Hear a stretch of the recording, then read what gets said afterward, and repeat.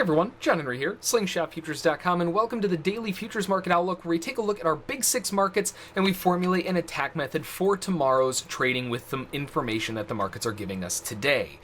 Now, this is where we take a look at our Big Six markets. That's going to be the Bund, the Euro, Gold, the Bonds, Crude, and the S&P 500, and again, formulate that plan for tomorrow. Now, today was a little bit of a slow one, and honestly, that's kind of anticipated. After coming off of the backs of a non-farm payroll day, going on to that Monday, generally a lot of traders may be a little bit kind of sleepy, right? Coming into the office a little bit late to the party, and just sort of taking it a little bit easy, and that is, well, it's kind of what it felt like today. Very slow, but there were some movers on today. Now, before we jump into the charts, as always, make sure to swing on over to the website, scroll down, and click on the Join the Daily Outlook newsletter. That newsletter is going to have all kinds of information. It's going to notify you when this video comes out via email, but we'll also talk about different stocks, different cryptocurrencies, and all kinds of fun stuff inside there to keep our eyes on. So a great little newsletter to have your email list registered to.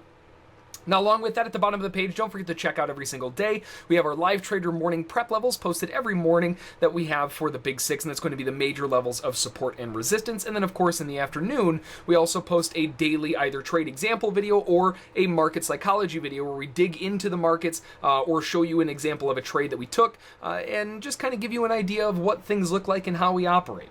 Now, if you haven't done so already, make sure to click on the live trader subscription and trial info, and you can sign up for a one-day trial. That one-day trial will let you kind of get a sneak peek into what we do, and if you really like it, you can sign up for a week or a month at a time in terms of a subscription basis. And of course, if you join as a VIP member, you get the live trade room as part of it, so you never have to worry about spending anything ever again. Now, looking at the overall movement today, again, today was relatively range-bound and sideways. It looked like the Bund especially was going to have a really good upward day, starting off with a big slam to the upside, and then it just sort of kind of petered out. It really didn't do a whole lot. We had some nice movement to the upside. We had a nice possible three-push wedge top, a little bit of a pullback, buyers likely starting to come in, and then wham, it just gets slammed all the way back down. Big amount of drop to the downside, and that opens up some downside objectives for the sellers that still haven't been filled, and that's going to be at 160.36. This is kind of a precarious area that we're finding ourselves in because we have an area of support that turned into resistance at 160.56 down to 51, and it's pretty obvious that the sellers are giving it a go here. Now, along with that, we also have the top of the wedge, which is testing. We have the bottom of the wedge, which is testing, and it did it all on one candle. Tested the top and the bottom on one candle. And that's what I mean by a little bit of a precarious situation, because it's kind of a situation you don't find yourself in a whole lot, where you're getting a support and resistance area on both sides getting tested on the same candle. Normally, that honor is reserved for news-type candles, but in this case, we are kind of pinging back and forth. Now, the main reason behind that is we're running out of time on this wedge. There's not much room until we have to start breaking out, whether it's sideways, up, or down. We're running out of room on the wedge.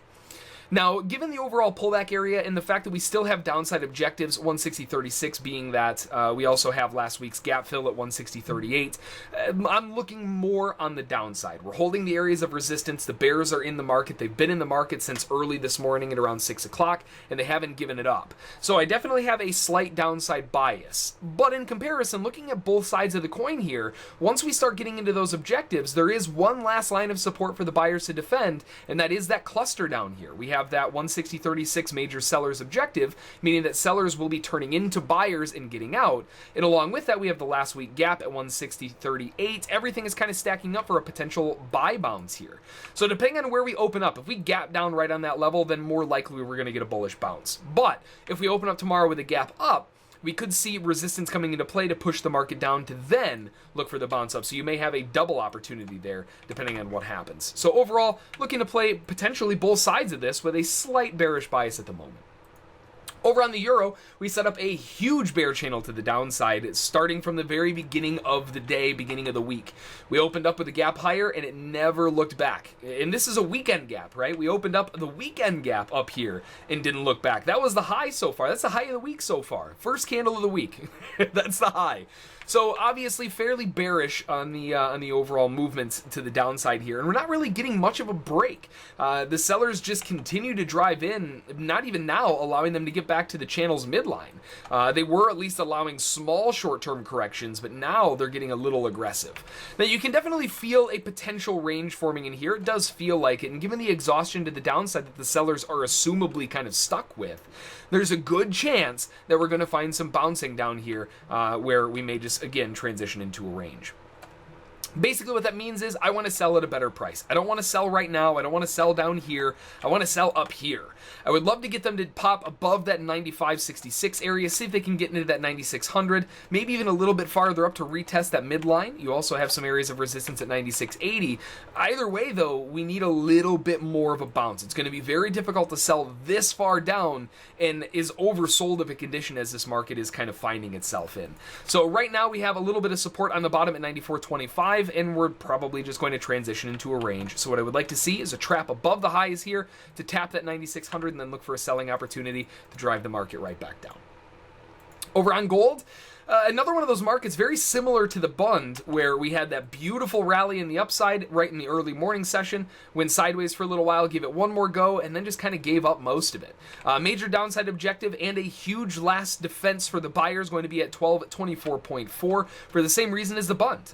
We have a major area of support on the 60-minute chart lining up with a downside objective on the 5-minute chart, all stacking up in the same place right around the last week levels as well. That's going to create sort of a perfect storm around that 24.4 for a possible bounce. Now, in the short term, we are obviously bearish on gold, and what I would rather look for is a possible selling opportunity at a better price once again. We're just too low. We're too far down for me to want to sell this. So what I'd like to see is a pop back up into around 29.3 to 29 in that area. Maybe even a trap above it would be even better. And then finalize that move to the downside to 24.4. The one caveat to that, whenever you have a strong move down like this, chances are one of two things is going to happen. You're going to get the correction, which is what I hope for, or it's just going to keep going, kind of grind its way down and finish the objective. If it follows that path, likely it's going to keep going down in the overnight session, so slightly range to bear if that is the scenario that plays out. Otherwise, I'm looking for a retrace back up into that 29 to 29.3 before finishing the job off to the downside. Over on the bonds, we have another big drop lower. It started off with a beautiful bullish rally to start the morning off. Well, beautiful in terms of the bonds, as good looking as it can be, before breaking down with a huge drop lower. Big bearish amount of pressure. The buyers didn't even really try at the channel lows and then slammed right through it. And now we're forming a little bit of a wedge, a little bit of a range inside here where we have a strong bear bias.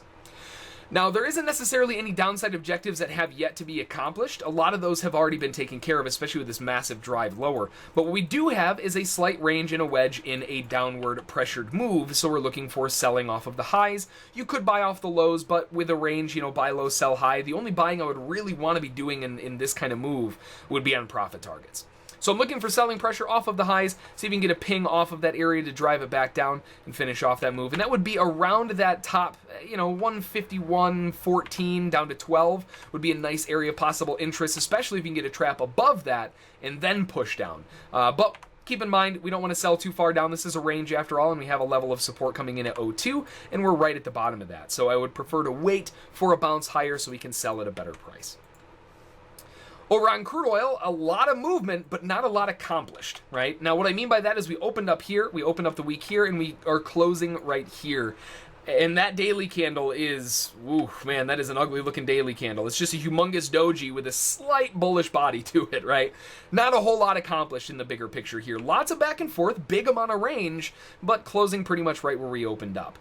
We have a possibility of a channel working its way down, nice channel high, and that gave a channel low bounce. Lots of traders probably took profit there. And with that big of a slide lower, you expect to see a follow through leg, and all they managed to get was a failure through the bottom, and it completely reversed right back up. Now, that doesn't necessarily mean that the sellers are done and out of the way. That's not the case that we're looking for. More so what we're looking for here is saying, okay, well, I know that there's a good chance that, well, sellers are still interested, but obviously sellers want a better price. They're not interested in selling that far down because otherwise this would have continued down another move that looked like this, and it didn't. It stopped dead on its tracks once it hit the low. So we're looking for possible selling opportunities back in the earlier cluster area of resistance. That's going to be at 46.58 to 61. If they pop a little higher up to 72. But this whole area is a major selling area for sellers to begin scaling in to drive the market back down for a bearish move going into tomorrow. And they may be able to finish all of it. It depends on how volatile that overnight session is. But either way, looking to sell, even though we have a short-term bullish bias, really all that means is the sellers are looking for a better entry. Wait for a little confirmation, maybe a double poke of that area before jumping on in. But either way, looking to sell here on crude oil. And then finally, the S&P 500, mostly range-bound. We started off the week with a very aggressive bear drop lower. Once again, first candle of the week is the high of the week so far, and that's a pretty bearish inclination.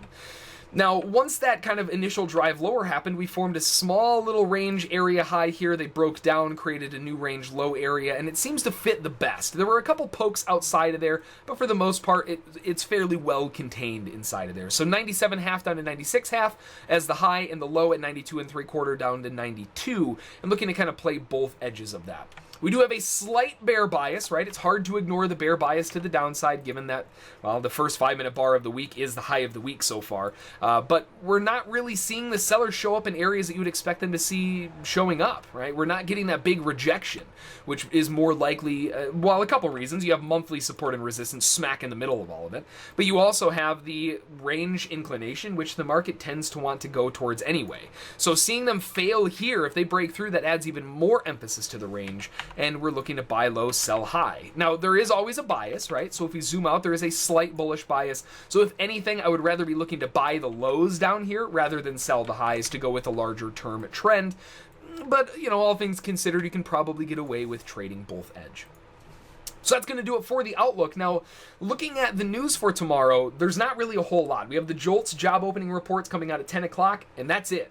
The forecast is 5.67 million. The previous is 5.743 million. Now, again, that's not the only news announcement. That's the only big news announcement. The small announcements really tend to not do a whole lot, so nothing really to worry about there. But the fact that that's the only big one for tomorrow, we saw that today coming off the backs of an NFP Friday, and now there wasn't a whole lot of news today either. It was really slow. Tomorrow may be much the same. So you got to play it a little bit safe tomorrow, just in the anticipation that it might be slow until we hit that 10 o'clock hour. So that's going to do it for this one. As always, if you have any questions, you can send me an email, jbrink@slingshotfutures.com. And like we always say, make a plan, trade the plan, follow those rules, and you'll be A-okay. Until next time, we'll see y'all then.